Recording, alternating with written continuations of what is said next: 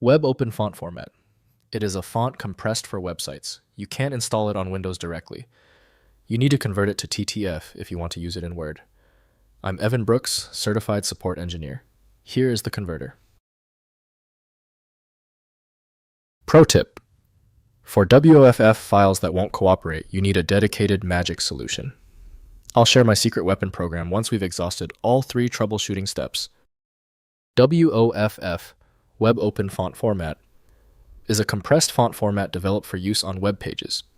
It's essentially a wrapper containing TrueType or OpenType fonts, optimized with compression for faster downloads.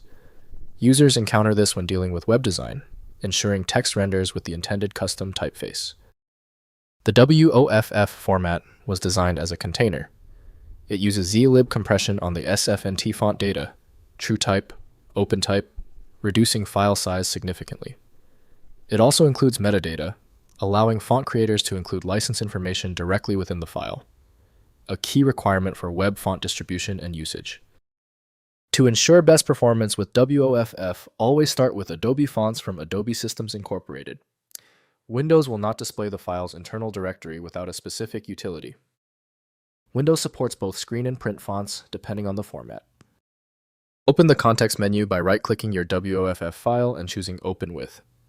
Try Adobe Fonts first, as it's the standard. If it doesn't appear, choose another application and continue testing compatibility.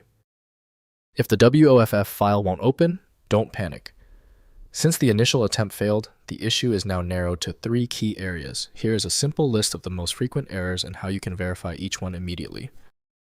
First, installing on desktop. Convert the WOFF file to TTF or OTF format using online converters like Convertio or CloudConvert, or use the WOFF command line tools. Once converted, right-click the resulting font file on Windows and select Install to add it to the system font library. On macOS, double-click the font file and click Install Font in Font Book. Next, using on websites. Reference WOFF files in your website's CSS using the @fontface rule with the src property, pointing to the WOFF file, URL, and format value of WOFF.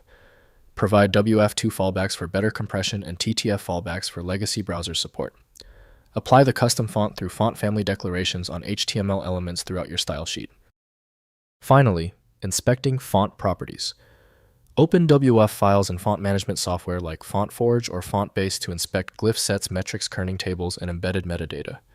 FontForge enables editing the font and re-exporting in various formats.